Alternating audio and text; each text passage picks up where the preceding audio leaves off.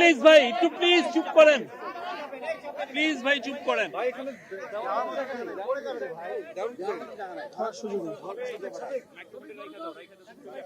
সব হাতে আমার প্লিজ চুপ সুযোগ করেন। নাই।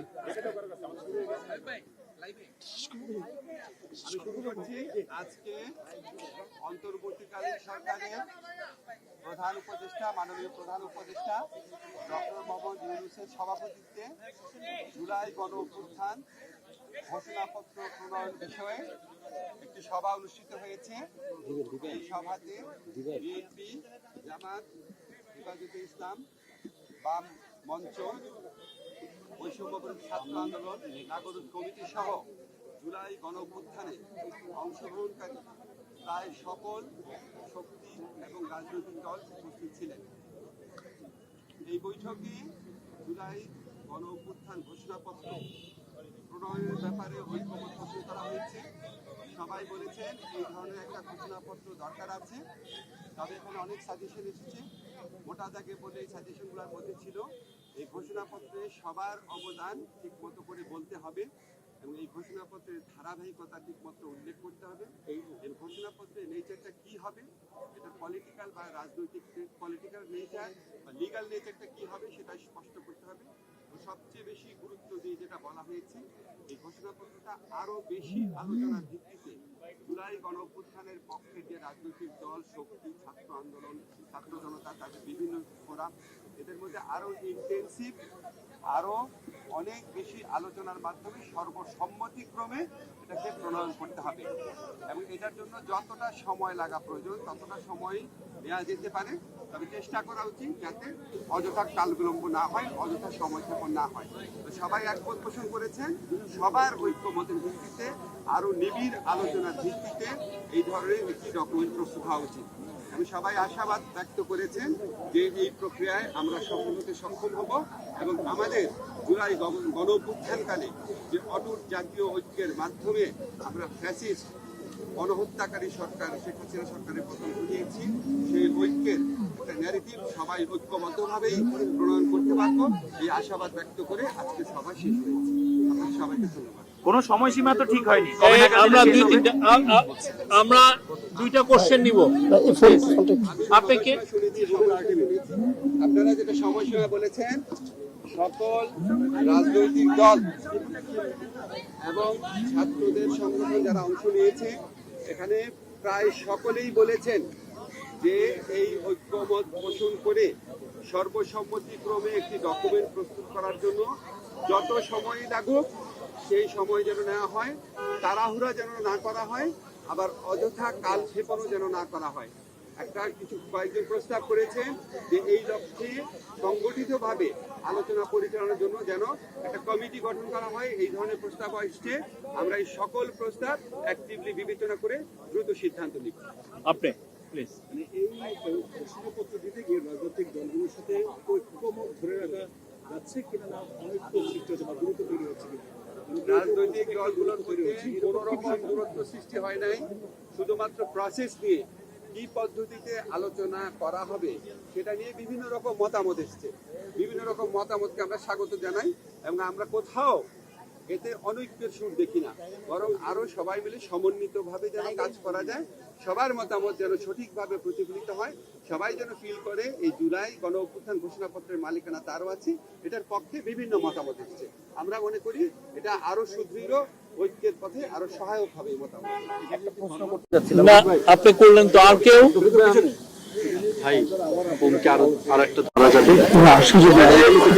এটা নিয়ে ফার্দার বিভিন্ন রকম আলোচনা হতে পারে, কমিটি হতে পারে, দ্বিপাক্ষিক আলোচনা হতে পারে, সেগুলি বিষয়ে আমরা অ্যাক্টিভলি বিবেচনা করে আমরা ওনাদের পরামর্শের ভিত্তিতে খুব দ্রুত একটা কর্মকৌশল ঠিক করব। এই মেয়েদের মধ্যে থেকে একটা কোশ্চেন নিব। আপনি কি বলবেন? ওকে, থ্যাংক ইউ ভাই। এই বোমগুলো ধরতে হবে, কারটা কার।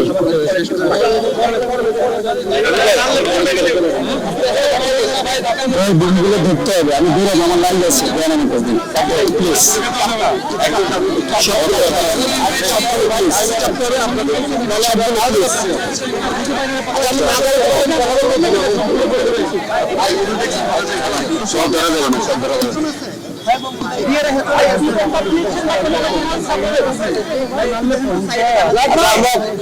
আপনারা রেডি থাকলে আমরা শুরু করি।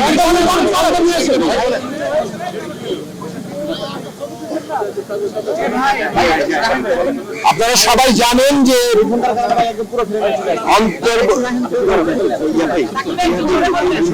আচ্ছা, সবাইকে সালাম শুভেচ্ছা। আপনারা সকলেই জানেন এই জুলাই গণ অভ্যুত্থানের উপর দাঁড়িয়ে থাকা অন্তর্বর্তী সরকারের প্রধান মাননীয় প্রধান উপদেষ্টা ডক্টর মোহাম্মদ ইউনূসের আমন্ত্রণে আজকে রাজনৈতিক দল সহ বিভিন্ন অংশীজনদের মধ্যে একটা বৈঠক ডাকা হয়েছিল।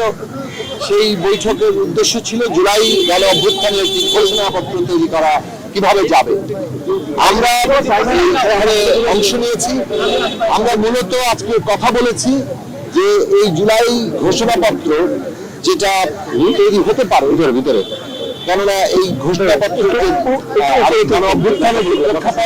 গণ অভ্যুত্থানের মধ্যে দিয়ে যে জন আকাঙ্ক্ষার প্রকাশ ঘটেছে এবং গণ অভ্যুত্থান ভবিষ্যৎ বাংলাদেশের যে নির্দেশনা দেয় সেই বিষয়গুলো দলিলে সন্নিবেশিত হতে পারে। তবে সেটার একটা পদ্ধতিগত দিক কি হবে, কিভাবে এই দলিলটি তৈরি হবে, সেই বিষয়ে আমরা আমাদের প্রস্তাবগুলো তুলে ধরেছি। আশা করি সেই অনুযায়ী অন্তর্বর্তী সরকার একটা কর্মপন্থা ঠিক করবেন। আমরা প্রথমেই বলেছি যে এটা তাড়াহুড়া করে যেন প্রক্রিয়ায় যাতে কোনোভাবে এটা তৈরি না হয়। এখানে সরকারের দিক থেকে এই উদ্যোগটা নেওয়া দরকার একটা ঘোষণাপত্র তৈরির জন্য।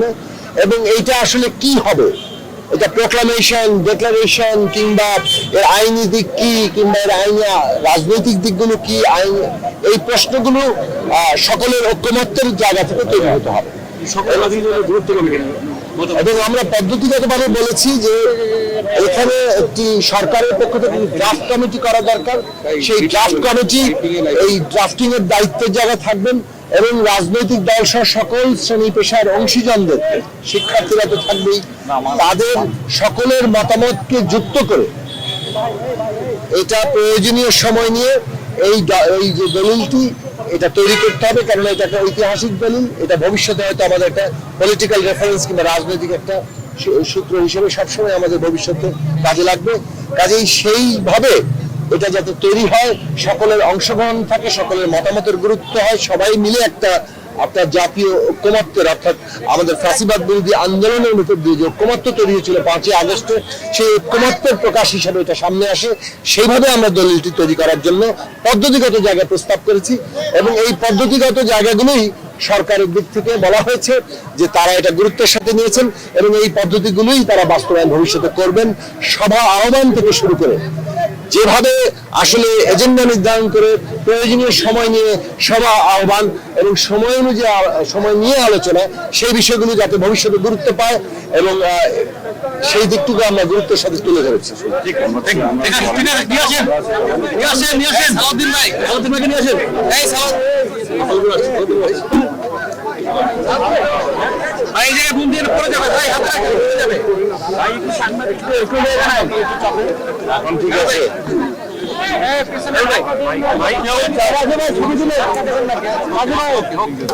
ছবি তুলেন, ছবি।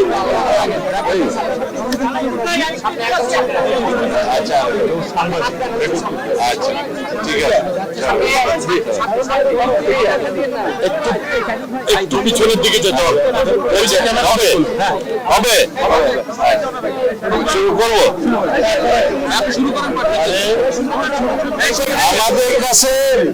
আমাদের কাছে সবচাইতে জরুরি ফ্যাসিবাদ বিরোধী জাতীয় ঐক্যকে ধরে রাখা এবং ফ্যাসিবাদ বিরোধী যে জাতীয় ঐক্য সৃষ্টি হয়েছে জুলাই আগস্ট গণ অভ্যুত্থানের মধ্য দিয়ে, সেই জাতীয় ঐক্যকে গণ ঐক্যে রূপান্তরিত করে সেটাকে রাজনৈতিকভাবে আমরা যাতে সাংস্কৃতিক চর্চা করতে পারি, রাজনৈতিক সংস্কৃতির মধ্যে নিয়ে আসতে পারি এবং সেই ঐক্যকে ধরে রেখে জাতিকে এগিয়ে নিয়ে যেতে পারি, সেটাই আমাদের এখনকার জন্য সবচেয়ে বড় চ্যালেঞ্জ। আমাদের সেই প্রচেষ্টার কারণে আমরা এই সকল রাজনৈতিক দল যারা ফ্যাসিবাদ বিরোধী আন্দোলন সংগ্রামে জড়িত ছিল এবং আমাদের সাথে ছিল, তাদের সবাইকে নিয়ে একটি অন্তর্ভুক্তিমূলক রাজনৈতিক যে কোনো বক্তব্য আমরা দিতে চাই। এখন যে কোনো রকমের অনৈক্যের বীজ যাতে আমাদের ভিতরে বপন না করতে পারে কোনো ফ্যাসিবাদী শক্তি এবং ফ্যাসিবাদের দূষররা, সেদিকে আমাদের লক্ষ্য রাখতে হবে।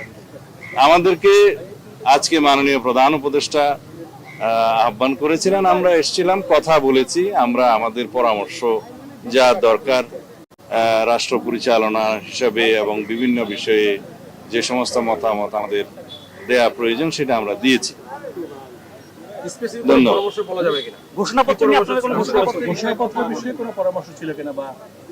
জুলাই গণ অভ্যুত্থান সম্পর্কিত ঘোষণাপত্র নিয়ে কিছু আলোচনা হয়েছে। সব রাজনৈতিক দলের নেতারা তাদের বিভিন্ন পরামর্শমূলক বক্তব্য প্রদান করেছেন। তা আমরা প্রশ্ন করেছি যে জুলাই গণ অভ্যুত্থানের ঘোষণাপত্রের আসলে এই 5.5 মাস পরে কোনো প্রয়োজন ছিল কিনা, যদি থেকে থাকে সেটার রাজনৈতিক গুরুত্ব, ঐতিহাসিক গুরুত্ব এবং আইনি গুরুত্ব কি, সেগুলো নির্ধারণ করতে হবে। এবং যাতে এই ঘোষণাপত্রকে কেন্দ্র করে ফ্যাসিবাদ বিরোধী যে ঐক্য সৃষ্টি হয়েছে সেখানে কোনো ফাটল সৃষ্টি না হয়, সেদিকেও আমাদের লক্ষ্য রাখতে হবে। যদি কোনো রাজনৈতিক দলিল ঐতিহাসিক দলিলে পরিণত হয়, সেই দলিলটাকে অবশ্যই আমরা সম্মান করি, কিন্তু সেটা প্রণয়ন করতে যেয়ে যাতে সব সংশ্লিষ্ট সকলকে অন্তর্ভুক্ত করা হয়, তাদের পরামর্শ নেওয়া হয়, আলোচনা করা হয়, সেই দিকটা আমরা পরামর্শ দিয়েছি। এবং সেই বিষয়ে আমি মাননীয় প্রধান উপদেষ্টা এবং এই অন্তর্বর্তীকালীন সংশ্লিষ্ট সকল উপদেষ্টাকে অনুরোধ করেছি সেই বিষয়ে যেন আপনারা নজর রাখেন এবং সেই হিসাবে পদক্ষেপ নেন, যাতে জাতীয় ঐক্যের মধ্যে কোনো রকমের ফাটল সৃষ্টি না হয়, আমাদের মধ্যে যাতে কোনো রকমের বিভ্রান্ত সৃষ্টি না হয়, সেগুলো আলাপ হয়েছে। আপনাদের অবস্থানটা কি ছিল ঘোষণাপত্র নিয়ে? আমরা আমাদের বিভিন্ন পরামর্শ দিয়েছি, বিভিন্ন বিষয়ে, রাজনৈতিক দলিল প্রণয়নের বিষয়ে ইত্যাদি বিষয়ে আমরা কথা বলেছি। এই খসড়া নিয়ে আপত্তি আছে কিনা, মানে কোন জায়গায়? ধন্যবাদ।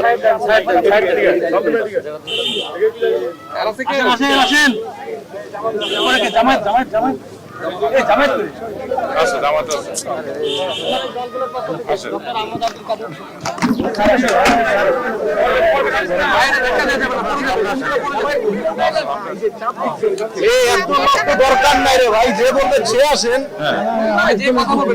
আপনি কি না আপনি বলবেন না, খেলাফত মজলিসের মহাসচিব বসুন।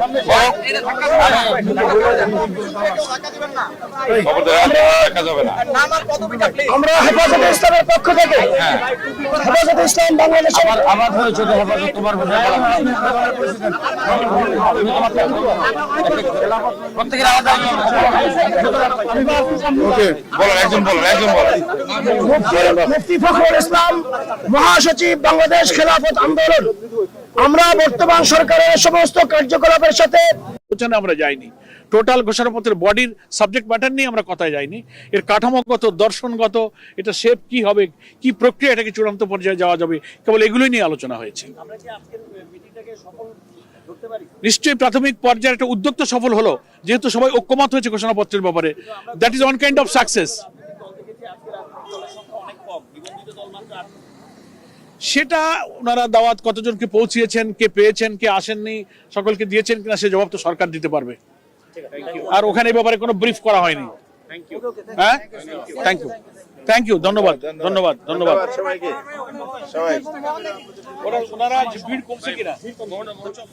আমরা বিগত দিনে যারা 15-16 বছর বিভিন্নভাবে নির্যাতিত হয়েছে, জুলুমের শিকার হয়েছে, বিশেষভাবে 2013 সালের শাপলা চত্বরের আন্দোলন, 2021 সালে আলেমদেরকে ব্যাপকভাবে যে নির্যাতন করা হয়েছে, এই সব হিস্টোরি আন্দোলনের ধারাবাহিকতা 13 থেকে নিয়ে 2024 পর্যন্ত সবকিছু সংযুক্ত করার দাবি আমরা জানিয়েছি। আমরা ঘোষণাপত্রের সাথে ঐক্যমত পোষণ করেছি। আশা করি সমস্ত রাজনৈতিক দল ঐক্যবদ্ধভাবে ঘোষণাপত্র প্রকাশ করবে।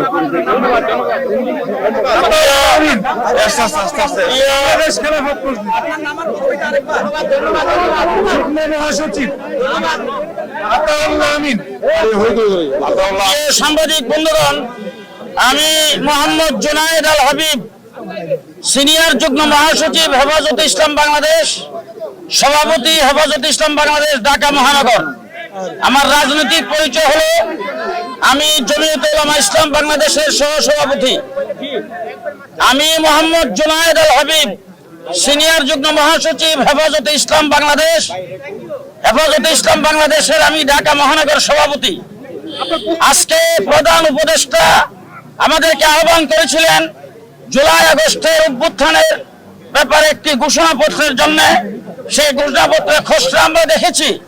সেই জায়গার ভিতরে আমরা একটা জিনিস ওখানে বলে এসেছি, অনেকগুলি যেহেতু বলে অনেক বিষয় এখানে উল্লেখ করা হয়েছে, কিন্তু সেই জায়গায় আরেকটা যেহেতু সংযোগ করে 2013 সালের শাপলা চত্বরের গণহত্যাকেও সেখানে সংযোগ করতে হবে, সেই কথা আমরা বলেছি।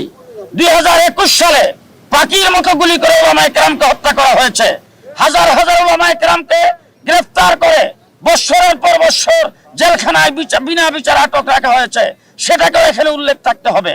3 নম্বর কথা বলেছি, জুলাই বিপ্লবের পরে যে সরকার গঠিত হয়েছে বিপ্লবী সরকার, আমরা এই সরকারের 5 মাসের কার্যক্রমে বিপ্লবের কিছুই দেখি নাই। সুতরাং সরকার বিপ্লবী হবে, পরাজিত শক্তির দূষর এবং তাদের সহযোগী যে যেখানে আছে প্রত্যেককেই ধরে বিচারের কাঠগড়ায় খাড়া করতে হবে। এবং আগামী নির্বাচনে পরাজিত শক্তি এবং তাদের সহযোগী কেউ সেই নির্বাচনে অংশগ্রহণ করতে পারবে না। দেশ গঠন করার জন্য যে ঘোষণাপত্র দেওয়া হবে, এই ঘোষণাপত্র যাতে ঐক্যবদ্ধভাবে হয়, ঘোষণাপত্রের দ্বারা যাতে আবার অনৈক্যের সৃষ্টি না হয়, সেই কথাটুকু আমরা বলেছি। আমি ডক্টর আহমদ আব্দুল কাদের,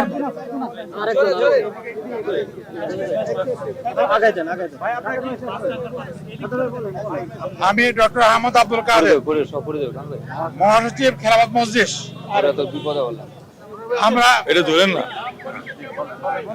আমরা আজকের এই সমাবেশে, এই সভাতে আমাদের ডেকেছিল ঘোষণাপত্রের ব্যাপারে আলোচনা করার জন্য।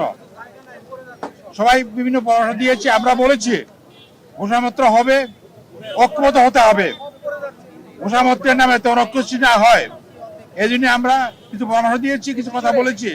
যে ডকুমেন্ট দেওয়া হয়েছে আমাদের কাছে, আমরা বলেছি ডকুমেন্টে কিছু ভুল ত্রুটি আছে, এগুলো সংশোধন করতে হবে। বিশেষ করে সংবিধানের প্রশ্ন তোলা, তারা বলছে এই সংবিধান জন্য মানে সম্পূর্ণ ব্যর্থ। আমরা এটা মনে করি না। সংবিধানে খারাপ ভালো সব মিলিয়ে সংবিধান আছে। এই সংবিধানের মূলত মুক্তিযুদ্ধের মূল চেতনা, সাম্য, মানবিক মর্যাদা, বিচার, এগুলো প্রতিফলিত হয় নাই এবং পরবর্তী সময় এগুলো মোটি সমাজে থাকে নাই। আমরা বলেছি এই কারণে এই সংবিধানকে সংশোধন করতে হবে, বাতিল করার প্রয়োজন নাই। আমরা এটা বলেছি বাতিল করা, সংস্কার করতে হবে। আমরা বলেছি আরে ভাই ওকে আমরা বলেছি যে এই সংবিধানে, এই ঘোষণাপত্রে আলেম ওলামাদের ভূমিকা, শাপলা চত্বর বিডিআর হত্যা, এই বিষয়ে কোনো আলোচনা আসে নাই। আমরা যদি উল্লেখ করতে হবে, তাতে আমরা এটাও বলেছি যে এই ঘোষণাপত্র ঐক্যবদ্ধ হওয়া প্রয়োজন, যাতে করে এই ঘোষণাপত্র করতে গিয়ে না হয়। বিশেষ করে এই ঘোষণাপত্রে এমন কিছু লেখা না হয় যাতে করে এখন বর্তমানে যে দল যারা আছে, তারা ফেসিবাদের বিরুদ্ধে সংগ্রাম করেছে, তাদের আঘাত না লাগে, এটা আমরা বলেছি। এই সমস্ত কথা বলে আমরা বলেছি আমরা নীতিগতভাবে ঘোষণাপত্র করার প্রয়োজন মনে করি। তবে ঘোষণাপত্র ঐক্যবদ্ধভাবে প্রয়োজনীয় কমিটি করে এটা করা উচিত, যাতে করে সবাই একমত হতে পারে, একে আন্দোলনে ঐক্য তৈরি হয়, অনৈক্য তৈরি না হয়। ধন্যবাদ। আমার নাম হচ্ছে ডক্টর আহমদ আব্দুল কাদের, মহাসচিব খেলাফত মজলিস। ধন্যবাদ। আচ্ছা, আরেকজন আছেন। আল্লাহ না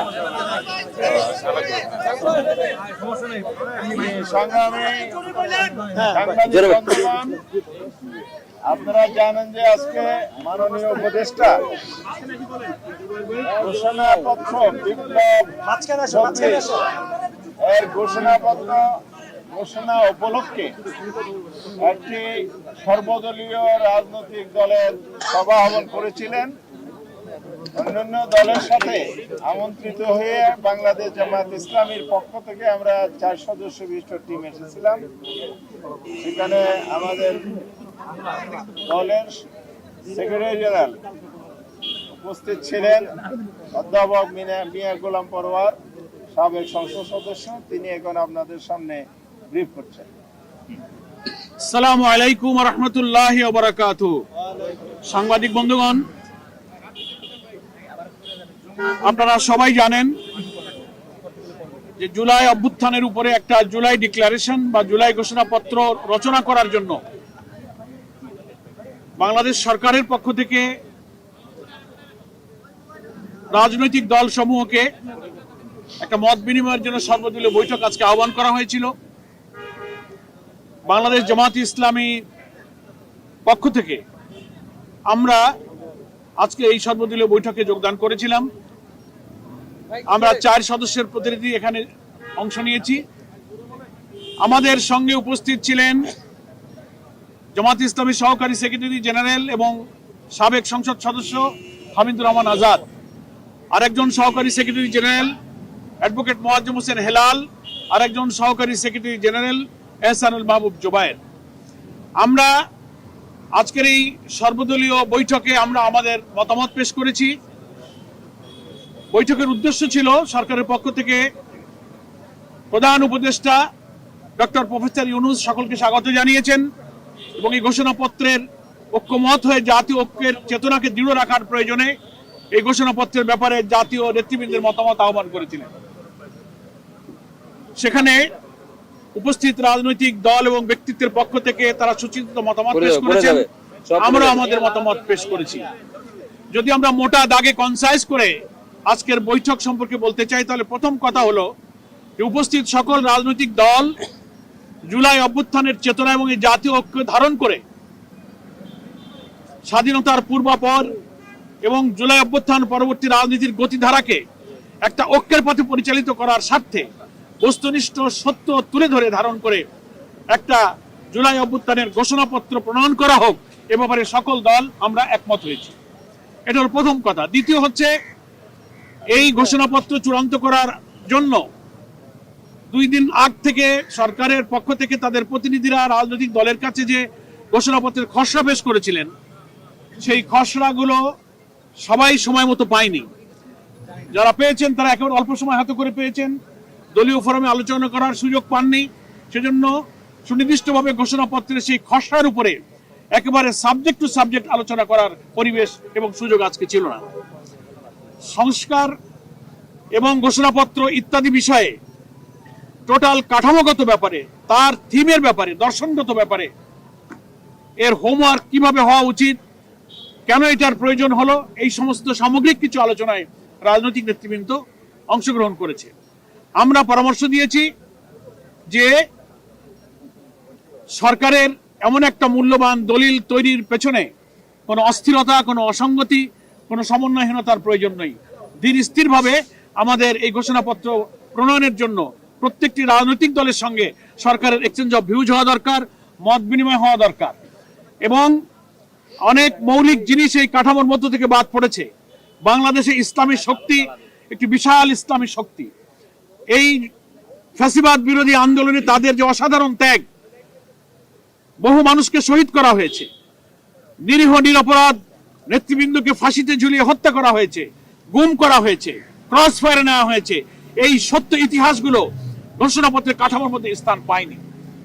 আমরা আয়না ঘরে গুম করা হয়েছে এবং অনেক মৌলিক জিনিস এই ইতিহাস থেকে যেন বাদ না পড়ে যায়, সে ব্যাপারে আমরা সরকারের দৃষ্টিতে আমরা এনেছি অনেক কথা। এবং আমরা বলেছি যে একটা প্রসেস, একটা প্রক্রিয়া এমন হওয়া দরকার যেন রাজনৈতিক দল এবং সকল স্টেক হোল্ডার এখানে মতামত দিতে পারেন। সরকারের পক্ষ থেকে একজন মাননীয় উপদেষ্টা দায়িত্ব নিয়ে এটা বলেছেন যে আপনাদের সকলের কথা আমরা ধৈর্যের সাথে শুনেছি এবং আজকের এই আলোচনাটা একটা প্রাথমিক আলোচনা হলো এবং খবর পাওয়া, ঘোষণাপত্রের কপি পাওয়া, মিটিংয়ে উপস্থিত হওয়া ইত্যাদি বিষয়ে যে কিছু অসংলগ্নতা এবং কিছু যে ব্যতিক্রম, কিছু ভুল ত্রুটি, কিছু গ্যাপ হয়েছে, এটা ওখানে অনেকেই তুলে ধরেছেন। সরকারের পক্ষ থেকে মাননীয় একজন উপদেষ্টা এটা স্বীকার করেছেন যে সময়ের সীমাবদ্ধতার কারণে, আমাদের অনেকটা তাড়াহুড়োর কারণে আমাদের কিছু গ্যাপ হয়েছে। তো আজকে এই বৈঠকটা প্রাথমিক বৈঠক। আজকে আপনারা যে মূল্যবান মতামত দিলেন, এটাকে কনসাইজ করে আমরা আবার আপনাদের সেকেন্ড ফেজে আপনাদের সঙ্গে মত বিনিময়ের জন্য আপনাদেরকে আমরা আহ্বান করব। তখন সকলের মতামতের ভিত্তিতে জাতীয় ঐক্য যেন বিনষ্ট না হয়, এত রক্তের বিনিময়ে অর্জিত আমাদের এই নতুন বাংলাদেশ, এই নতুন স্বাধীনতার যে রাজনৈতিক চেতনা, যে ঐক্য, এটা যেন আমরা ধরে রাখতে পারি, ঘোষণাপত্রটা তার মধ্যে যেন প্রতিফলন ঘটে। এইভাবেই দ্বিতীয় ফেজে আবার সরকারের পক্ষ থেকে রাজনৈতিক দলগুলোর সঙ্গে মত বিনিময় করা হবে এবং ঘোষণাপত্র একটা প্রস্তুত করা হবে ইনশাআল্লাহ। এবং আমরা আশা করি সেই আহ্বান পেলে জামাত ইসলামী অন্তর্বর্তীকালীন এই সরকারকে নতুন বাংলাদেশ নির্মাণে যেভাবে সহযোগিতা করে যাচ্ছে, এমন আহ্বান পেলে জামাত ইসলামী সরকারের এই কাজেও সহযোগিতা করতে প্রস্তুত আছে। ধন্যবাদ। Thank you.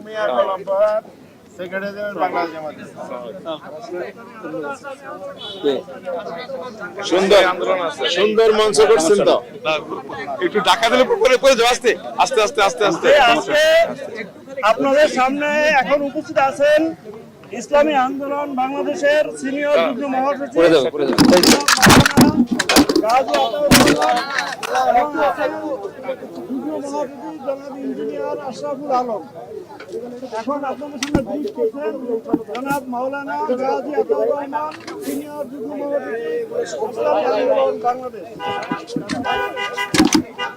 আসসালামু আলাইকুম ওয়া রাহমাতুল্লাহ। প্রিয় সাংবাদিক বন্ধুগণ, আপনাদের মাধ্যমে ইসলামী আন্দোলন বাংলাদেশের শুভেচ্ছা জানাচ্ছি এবং ওনাদের পাশাপাশি আজকে সালাম জানাচ্ছি। আজকে প্রধান উপদেষ্টা এবং সঙ্গে রাজনৈতিক দলের নেতৃবৃন্দের থেকে গেলেও তো হয় ভিডিও যারা নেওয়া তারা নাকি নেট না। আমরা যারা ফেসিবাদ বিরোধী আন্দোলনে যেসব রাজনৈতিক দলগুলো মাঠপথে ভূমিকা রেখেছে তারা ছিল এবং ছাত্রদের প্রতিনিধি ছিল, সবাইকে নিয়ে আজকে প্রধান উপদেষ্টা তিনি চমৎকারভাবে একটি বিষয় উপস্থাপন করেছেন। অনেক নেতৃবৃন্দ বলেছেন, আমি সেদিকে যেতে চাই না। আমি ব্যক্তিগতভাবে আমি একটি প্রশ্ন রেখেছিলাম যে প্রধান উপদেষ্টা তার উদ্বোধনী বক্তব্যে বলেছিলেন যে ছাত্রদের পক্ষ থেকে 31শে ডিসেম্বর ঘোষণাপত্র ডিক্লারের জন্য একটি প্রোগ্রাম করা হয়েছে, আমাকে আমন্ত্রণ জানানো হয়েছে। আমি বলেছি যে আমিও যাবো না, তোমরা এই ঘোষণাপত্র ডিক্লার করতে পারবে না। কারণ হলো এটা করতে হলে সকল রাজনৈতিক দলের ঐক্যমত্য লাগবে, জাতীয় ঐক্য লাগবে। এখন এই বিষয়টা আমাদের কাছে একটি বড় প্রশ্ন যে ছাত্ররা কেন এই যে জুলাই বিপ্লব এবং 5ই আগস্টের অভ্যুত্থান এটার একটা ঘোষণাপত্র ডিক্লেয়ার করার জন্য ছাত্রদেরকে কেন আলটিমেটাম দিতে হবে, কেন এই জন্য রাজপথে আন্দোলন করতে হবে। আমি মহামান্য প্রধান উপদেষ্টা এবং উপদেষ্টা মণ্ডলীর কাছে প্রশ্ন রেখেছিলাম, তাহলে কি এই উপদেষ্টা পরিষদ যারা জুলাই বিপ্লবে আত্মত্যাগ করেছে, যারা ঝুঁকি নিয়ে সেখানে আন্দোলনে নেতৃত্ব দিয়েছে, তাদের চেতনা কি তারা ধারণ করেন না? কেন এই দাবি আদায়ের জন্য তাদেরকে আলটিমেটাম দিতে হবে? তারপরে আপনাদের উপলব্ধি হবে যে এই ঘোষণাপত্রের জন্য রাজনৈতিক ঐক্য দরকার, রাজনৈতিক দলগুলোর সাথে কথা বলা দরকার। এই বিষয়টা আমি একটি প্রশ্ন রেখেছিলাম। আসলে এটা আমাদের কাছে একটা বড় প্রশ্ন। আরেকটা বিষয়, উনি উদ্বোধনী বক্তব্য বলেছিলেন প্রধান উপদেষ্টা যে আমি আপনাদেরকে পাশে পেলে শক্তি অনুভব করি, কিন্তু মাঝে মধ্যে আমি আবার একা হয়ে যাই, আমার মধ্যে আমি একাকিত্ব অনুভব করি। তো আমার এখানে একটা প্রশ্ন ছিল যে এই যে আপনি মাঝে মধ্যে শক্তি অনুভব করেন, মাঝে মধ্যে একা হয়ে যান এবং আপনি অসহায় হয়ে যান, এটা তো ভালো লক্ষণ না। আপনি কেন একা হয়ে যান, কেন আপনি অসহায় অনুভব করেন, এই বিষয়টা গভীরভাবে আপনাদেরকে বুঝতে হবে, উপলব্ধি করতে হবে। রাজনৈতিক দলগুলোর সাথে আপনাদের কেন দূরত্ব তৈরি হচ্ছে, কেন রাজনৈতিক দলগুলোর সাথে সেভাবে সমন্বয় হচ্ছে না? কারণ আমরা তো ফেসিবাদ বিরোধী সকল রাজনৈতিক দল, সকল রাজনৈতিক শক্তি, বাংলাদেশের সকল মানুষ আপনাদেরকে গ্রহণ করেছি, আপনাদেরকে সহযোগিতা করব, এজন্য আমরা কমিটেড, আমরা কমিটমেন্ট দিয়েছি। তারপরেও আপনাদের তো একা অনুভব করার কোনো কারণ নেই, তাহলে নিশ্চয়ই এখানে কোনো দূরত্ব আছে। সেই দূরত্বটা কি, কেন হলো, এবং সেই দূরত্বটা আপনাদের দায়িত্ব হলো এটা গভীরভাবে বিশ্লেষণ করে কমিয়ে আনার চেষ্টা করা। আর নয়তো আমরা সকলেই ক্ষতিগ্রস্ত হব। আপনারা ক্ষতিগ্রস্ত হবেন, রাজনৈতিক দলগুলো ক্ষতিগ্রস্ত হবে, দেশ ক্ষতিগ্রস্ত হবে, জাতি ক্ষতিগ্রস্ত হবে। আর ঘোষণাপত্রের ব্যাপারে আমাদের যে কথা ছিল যে আসলে আমাদের বিভিন্ন দল বিভিন্ন মত থাকবেই, একটা ঘোষণাপত্র লিখতে হলে কিছু মৌলিক জায়গায় আমাদের এক হতে হবে। মৌলিক জায়গাটা কি, যেই আকাঙ্ক্ষা নিয়ে, যেই লক্ষ্য নিয়ে জুলাই বিপ্লবে এদেশের ছাত্র তরুণ সমাজ জীবন দিয়েছে, সেই আকাঙ্ক্ষার যথাযথ প্রতিফলন যদি থাকে, সেই মৌলিক বিষয়ে আমাদেরকে এক হতে হবে। তাছাড়া এখানে বিভিন্ন প্রসঙ্গ নিয়ে আসলে এখানে বিভিন্ন দলের বিভিন্ন মত থাকতেই পারে, বিভিন্ন শ্রেণী গোষ্ঠীর বিভিন্ন মত থাকতে পারে। এই জন্য আমরা বলেছি যে এখানে জুলাই বিপ্লবের চেতনা কি ছিল, একটি বৈষম্যহীন একটি বাংলাদেশ, যেখানে সকল নাগরিক তাদের অধিকার ফিরে পাবে, সুশাসন প্রতিষ্ঠা হবে, দুর্নীতিমুক্ত এবং পেশি মুক্ত একটি সমাজ প্রতিষ্ঠা হবে, একটি সুষ্ঠু নির্বাচন হবে, টেকসই নির্বাচন হবে, এবং আগামীতে যাতে বিগত দিনের রাজনীতি ফিরে না আসে, সেই বিগত দিনের যে প্রতিহিংসা রাজনীতি, জিজ্ঞাসা রাজনীতি, দুর্বৃত্তায়ন, দুর্নীতি, এগুলো যাতে আগামীতে ফিরে না আসে। আমার নাম গাজী আতাউর রহমান, আমি ইসলামী আন্দোলন বাংলাদেশের সিনিয়র যুগ্ম মহাসচিব এবং আন্দোলনের মুখপাত্র। ধন্যবাদ আপনাদের সবাইকে, ধন্যবাদ।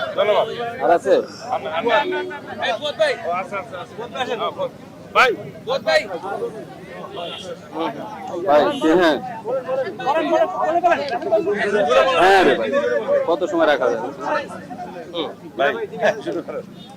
আচ্ছা, শুরু করবো।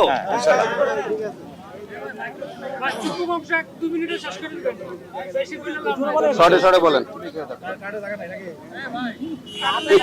প্রিয় সাংবাদিক ভাইরা, আজকে অন্তর্বর্তীকালীন সরকারের মাননীয় প্রধান উপদেষ্টা তিনি রাজনৈতিক দল এবং বৈষম্য বিরোধী ছাত্র আন্দোলনের ছাত্র নেতারা, জাতীয় নাগরিক কমিটির নেতারা এবং ধর্মীয় সংগঠনের কয়েকজন নেতাকে, একই সাথে সামরিক বাহিনীর সাবেক কর্মকর্তারা যারা আন্দোলনে ভূমিকা রেখেছেন তাদের প্রতিনিধিদের নিয়ে আজকের এই জাতীয় সংলাপ ডেকেছিলেন।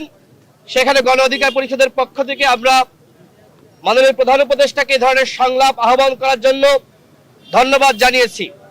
শুরুতে মাননীয় প্রধান উপদেষ্টা যে বক্তব্য রেখেছেন সেটি শুনে আমাদের কাছে অত্যন্ত হতাশ লেগেছে।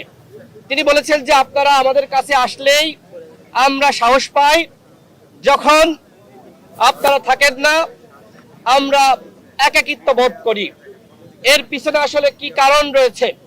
তার একটি কারণ আমার কাছে মনে হলো যে প্রধান উপদেষ্টা নিজেই বললেন যে ছাত্ররা হঠাৎ করে আমার কাছে একটি দাবি নিয়ে আসলেন যে জুলাই আগস্ট বিপ্লবের একটি ঘোষণাপত্র প্রকাশ করতে হবে, সেখানে আপনাকে থাকতে হবে।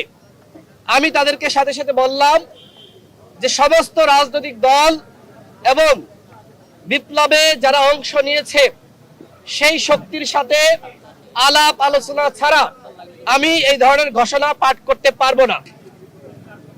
এই কথা শোনার পরে দলের প্রতিনিধি যারা ছিলেন তারা বক্তব্য রেখেছেন। আমাদের দলের পক্ষ থেকে আমরা যেটি বলেছি, এই যে গণ অভ্যুত্থান, এই গণ অভ্যুত্থান কিভাবে সংগঠিত হলো, এটা কোনো পরিকল্পিত আন্দোলন ছিল না, পরিকল্পিত বিপ্লব ছিল না। 2018 সালের যে ঐতিহাসিক কোটা সংস্কার আন্দোলন একটি সফল ছাত্র আন্দোলন, পরবর্তীতে শেখ হাসিনার যে প্রতারণা, তিনি প্রতারণা করে 24 সালে সেই সফল আন্দোলনকে ব্যর্থ করার একটি নস্যাৎ পরিকল্পনা তৈরি করেছিলেন। পরবর্তীতে শিক্ষার্থীরা 2018 সালের যে পরিপত্র সেটি বহালের দাবিতে আন্দোলন শুরু করে। একটা পর্যায়ে যখন শেখ হাসিনার সরকার, পুলিশ, পেটোয়া বাহিনী গুলি করে নির্মমভাবে শিক্ষার্থীদেরকে হত্যা করে, তখন এই আন্দোলন, আমি ঘোষণা যেটি বলেছি সেটাই বলছি, এই আন্দোলন তখন একটি রাজনৈতিক সরকার বিরোধী আন্দোলনে পরিণত হয়। সুতরাং এই ঘোষণাপত্রে অবশ্যই 2018 সালের কোটা সংস্কার আন্দোলন এবং 24 সালে যে দাবিকে কেন্দ্র করে এই আন্দোলন শুরু হয়েছিল, সেই দাবি অবশ্যই ঘোষণাপত্রে সংযুক্ত করতে হবে। মাননীয় প্রধান উপদেষ্টাকে আমরা এই দাবি গণ অধিকার পরিষদের পক্ষ থেকে জানিয়েছি এবং একই সাথে আমরা এটি বলেছি যে 18 সালের যে নিরাপদ সড়ক আন্দোলন, সেই নিরাপদ সড়ক আন্দোলনের কমলমতি শিক্ষার্থীরা তারা 24 সালের গণ অভ্যুত্থানে ভূমিকা রেখেছে, শহীদ হয়েছে, আহত হয়েছে। সুতরাং নিরাপদ সড়ক আন্দোলনের ভূমিকাও এখানে উল্লেখ থাকতে হবে। আমরা একই সাথে এই প্রস্তাব দিয়েছি, এই যে জুলাই বিপ্লব, এটি একটি ধারাবাহিক আন্দোলনের ফসল। সুতরাং দীর্ঘ 15 বছরের লড়াইয়ে যে সকল রাজনৈতিক দলের নেতাকর্মীরা গুম, খুন, নির্যাতন, নিপীড়নের শিকার হয়েছে, একই সাথে এই 15 বছরে যে সকল সাংবাদিক, সাংস্কৃতিক কর্মী, লেখক গুম, খুন, নির্যাতনের শিকার হয়েছে, তাদের অবদান স্পষ্টভাবে ঘোষণাপত্রে উল্লেখ থাকতে হবে।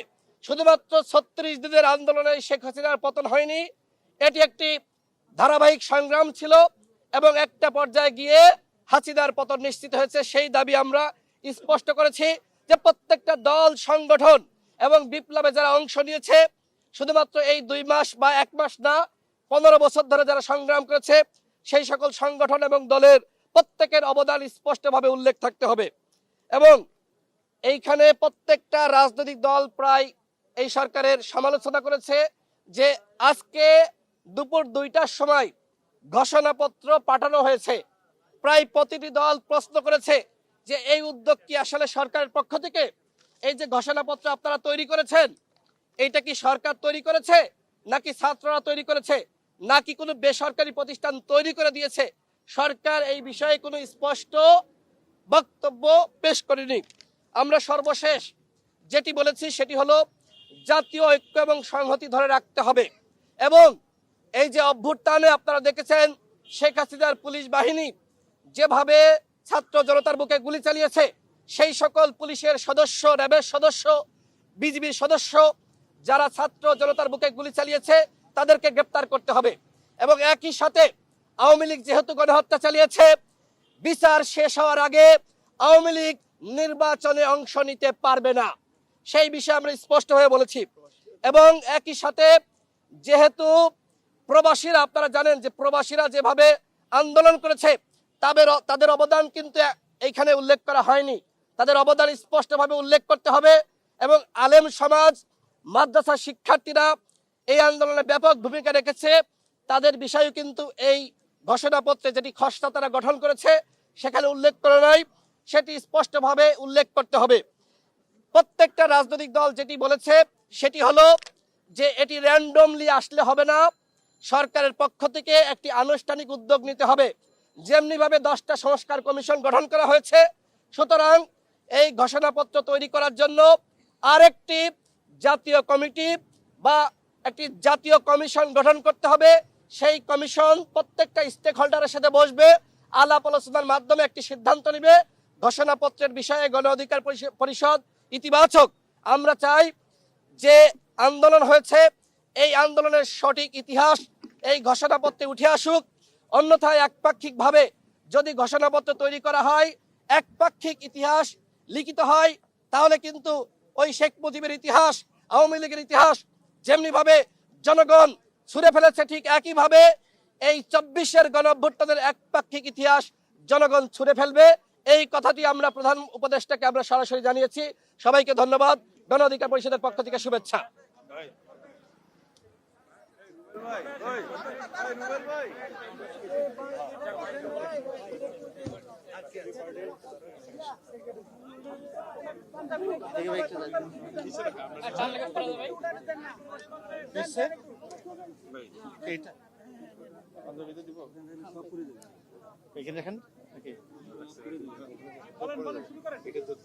আপনারা ইতিমধ্যে জেনেছেন যে ছাত্র আন্দোলনের পক্ষ থেকে ইনিশিয়ালি জুলাই প্রোক্লামেশনের একটা ঘোষণা এসেছিল বৈষম্য বিরোধী ছাত্র আন্দোলন এবং নাগরিক কমিটির পক্ষ থেকে কয়েক মাস আগে।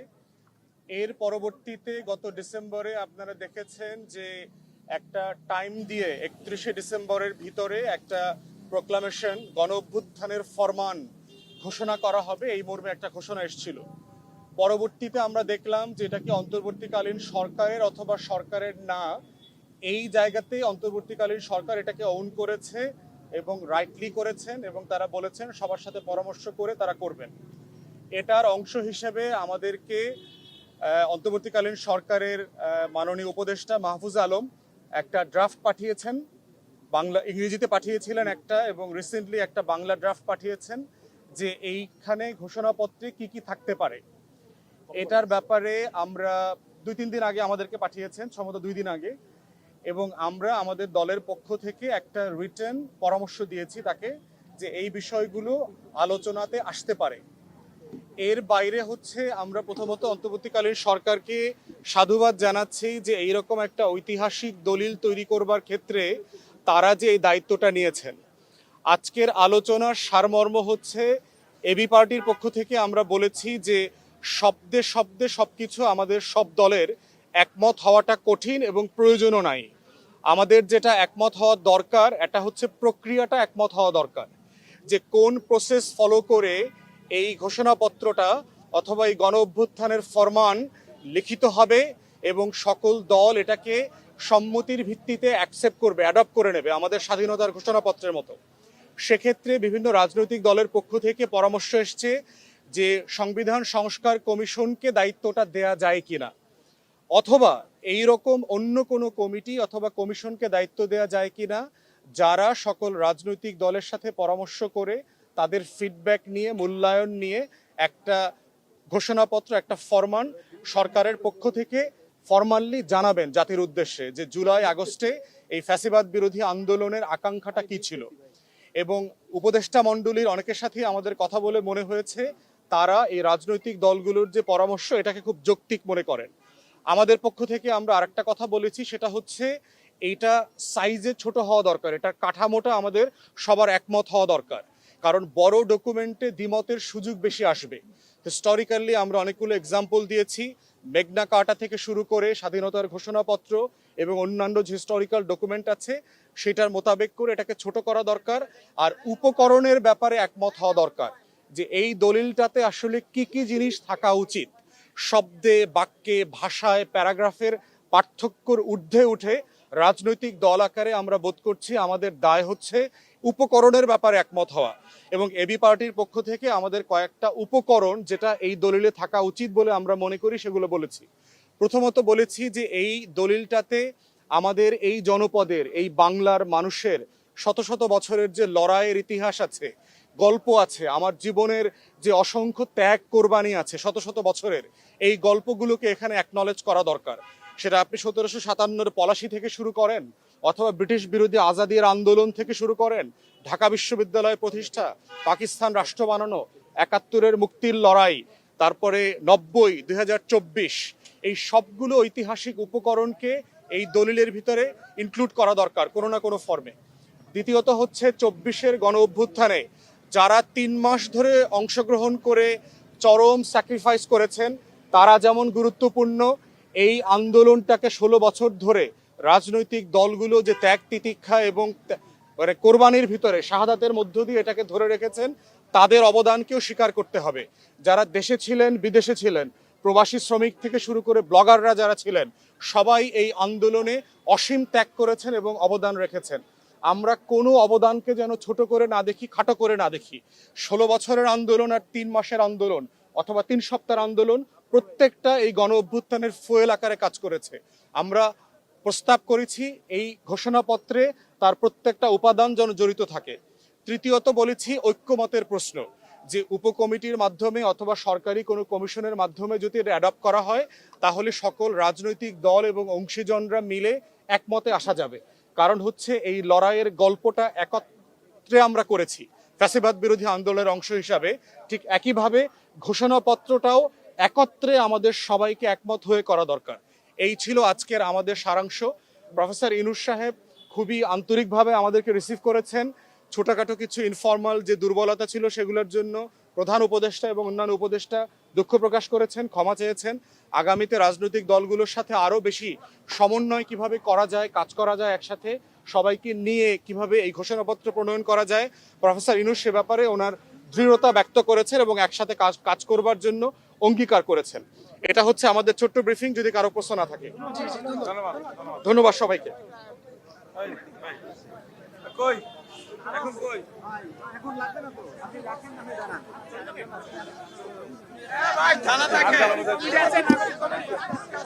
নাগরিক কমিটি আছে তো জায়গাতেই হারাই যাইতেছেন।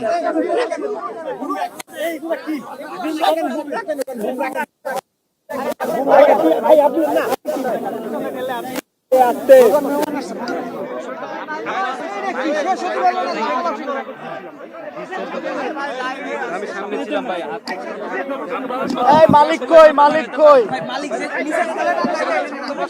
রাখার সুযোগ নাই তো।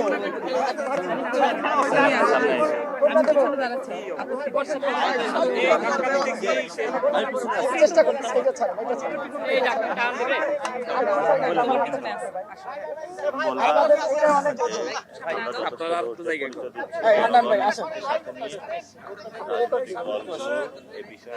গণতান্ত্রিক উত্তরণের পথ উত্তরণের জন্য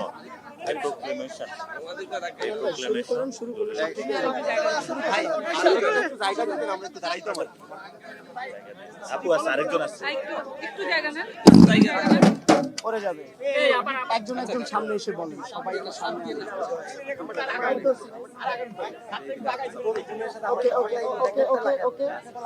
লাগাইতে গেলেই পড়বে ভাই। বসে গিয়ে আমার হাতে কোনগুলো পড়ে যায় ভাই। প্রিয় সাংবাদিকবৃন্দ, সাংবাদিকবৃন্দ, আপনারা জানেন গত 31শে ডিসেম্বর 2024 সালে আমরা জুলাই গণঅভ্যুত্থানে একটি ঘোষণাপত্র দেওয়ার কথা জানিয়েছিলাম। পরবর্তীতে আমরা দেখেছি যে এটা নিয়ে ব্যাপক আলাপ আলোচনা হয়েছে। গণঅভ্যুত্থান এবং বাংলাদেশের জনগণের বৃহত্তর স্বার্থের কথা চিন্তা করে যখন আমরা দেখেছি যে সকল গণঅভ্যুত্থানের পক্ষ শক্তি একত্রিত হয়ে এই ঘোষণাপত্রটি দিলে সেটি আরো ভালোভাবে জাতির সামনে উপস্থাপন করা সম্ভব হবে, তখন আমরা সরকারকে এই ব্যাপারে চাপ দিয়েছি এবং পরবর্তীতে দেখেছি যে অন্তর্বর্তীকালীন সরকার ঘোষণা করেছেন তারা গণঅভ্যুত্থানের পক্ষের সকল শক্তিকে নিয়ে আলাপ আলোচনার ভিত্তিতে, ঐক্যমত্যের ভিত্তিতে জুলাই ঘোষণাপত্র জারি করবেন। আমরা তাতে সম্মত হয়েছি। পরবর্তীতে 31শে ডিসেম্বর আমরা মার্চ ফর ইউনিটি কর্মসূচি পালন করি এবং 15 তারিখ, জানুয়ারির 15 তারিখ পর্যন্ত একটি আলটিমেটাম ঘোষণা করি। এই আলটিমেটাম চলাকালীন সময়ে আমরা সারা দেশে জুলাই ঘোষণাপত্রের দাবিতে এবং জনগণের মধ্য হতে গণঅভ্যুত্থানে অংশগ্রহণকারী ছাত্র জনতা, শ্রমিক, কৃষক থেকে শুরু করে আপামর ছাত্র জনতার ইচ্ছা এবং আকাঙ্ক্ষা তুলে আনার জন্য গণসংযোগ কর্মসূচি পালন করি। আমরা সারা দেশে বিভিন্ন জেলা, উপজেলা ও শিক্ষা প্রতিষ্ঠানে মানুষের কাছে গিয়েছি। পরবর্তীতে 15 তারিখে গতকাল অন্তর্বর্তীকালীন সরকারের পক্ষ থেকে জানানো হয় যে গণঅভ্যুত্থানে অংশগ্রহণকারী সকল রাজনৈতিক দল ও গোষ্ঠীকে নিয়ে তারা আলোচনায় বসতে চান।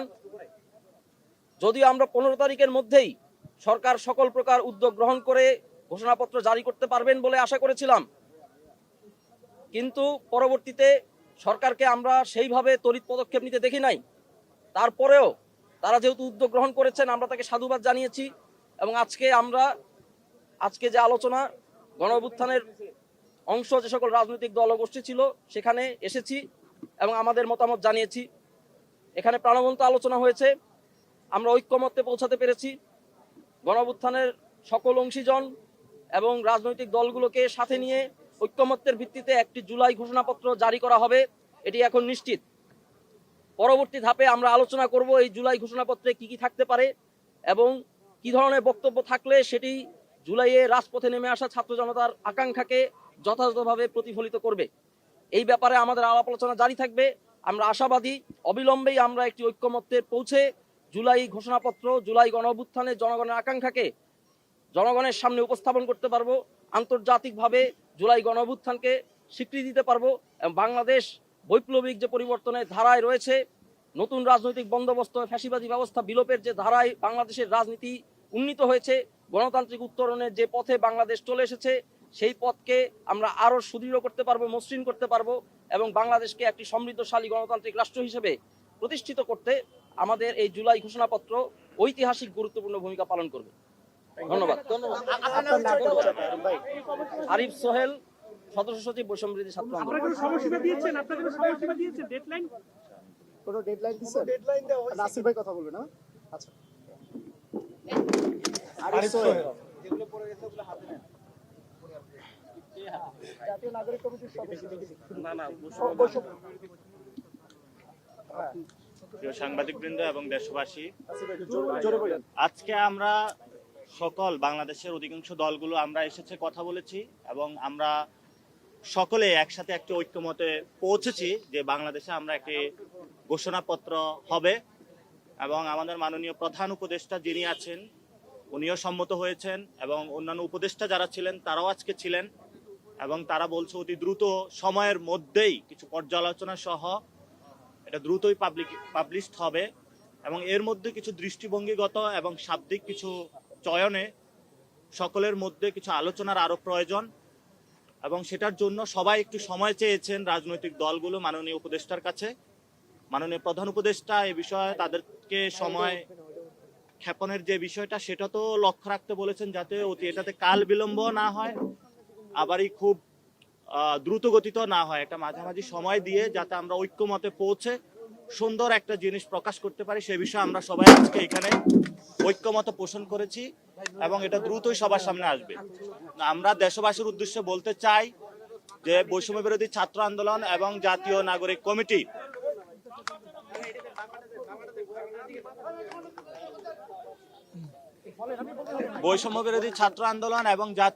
কমিটি আমরা সেই 31 তারিখের আগ থেকে ধৈর্য ধারণ করে যাচ্ছি এবং এখনো ধৈর্য ধারণ করছি।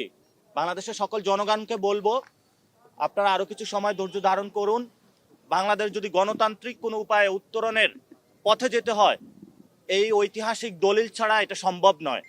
এজন্য বাংলাদেশের গণতান্ত্রিকামী যে রাজনৈতিক দলগুলো রয়েছে, গণতান্ত্রিকামী যে মানুষগুলো রয়েছে, যারা গত 15 বছরে গণতন্ত্রের জন্য লড়াই করেছে, সেই মানুষগুলোর সাথে বিশ্বাসঘাতকতা না করে গণতান্ত্রিকামী সকল দল মত পক্ষকে এই ঐতিহাসিক যে আমাদের দলিল ঘোষণাপত্র এটার মধ্য দিয়ে গণতন্ত্রের পথে যাত্রার জন্য আমরা আজকে বৈষম্য বিরোধী ছাত্র আন্দোলন এবং জাতীয় নাগরিক কমিটি সবাইকে আহ্বান জানিয়েছি এবং তারা সেটাতে সম্মত হয়েছে। আশা করি তাদের এই যাত্রা একসাথে আমাদের অব্যাহত থাকবে ভবিষ্যতের বাংলাদেশে। আমরা সকলে একটি পারস্পরিক সম্পর্কের ভিত্তিতে রয়েছি। অনেকে ডেডলাইনের কথা এসেছে, স্পেসিফিক কোনো ডেডলাইন হয় নাই, তবে এটাতে সবাই সম্মত হয়েছে অনেক বেশি দেরিও নয় আবারই খুব তাড়াতাড়িও নয়, খুব দ্রুত সময়ের মধ্যেই সবার পর্যবেক্ষণ নিয়ে এটা প্রকাশ করা হবে। আপনাদের অংশগ্রহণটা কি ছিল এই যে ঘোষণাপত্রে? আপনাদের অংশগ্রহণটা কি ছিল ঘোষণাপত্র যেটা খসড়া তৈরি হয়েছে সেখানে? কি আমাদের অংশগ্রহণ? এই ঘোষণাপত্রের জন্য সরকার যে খসড়া দিয়েছে সেই খসড়ার ব্যাপারে কিছু আমরা আমাদের কিছু অবজারভেশন দিয়েছি ঘোষণাপত্রের বিষয়ে, সকল দলে কিছু অবজারভেশন দিয়েছে এবং আমরা সকলে এটাতেও সম্মত হয়েছি। আরো যদি কারো অবজারভেশন থাকে তারা লিখিত রূপে সেটা পাঠিয়ে দিন। অনেকে মতামত দিয়েছে লিখিত রূপে। প্রকাশ করতে বা এই আলাপ করতে রাজনৈতিক দলগুলো সে দেরি করছে, আসলে আপনারা কি বলবেন? আমরা তো এই জন্য শুরুতে বলছি আমরা যথেষ্ট ধৈর্যের পরিচয় দিচ্ছি এবং ভবিষ্যতে ইনশাল্লাহ দিব। আমরা মনে করছি যে বাংলাদেশের এই বর্তমানে সার্বভৌমত্ব রক্ষা করতে হলে একটি ঐক্যের প্রয়োজন। সেই ঐক্যের জায়গাতে আমরা সর্বোচ্চ ছাড় দিয়ে সবাইকে গণতান্ত্রিক একটি প্রক্রিয়া যাত্রার জন্য ধৈর্য ধারণ করছি, কিন্তু আমরা আমাদের এই ধৈর্যকে কেউ সুযোগ বা যদি অপচেষ্টা করার লিপ্ত হয় আমরা মনে করি তাদেরও আগামীতে ফেসিবাদী ব্যবস্থার যে লড়াই রয়েছে সেখানে তারা ক্ষতিগ্রস্ত হবে। এজন্য হলো জনতার কাতারে তাদেরকে আসার জন্য আমরা অনুরোধ জানাচ্ছি। এই আস্তে ধীরে নেন, সবাই আস্তে আস্তে ভাই আস্তে।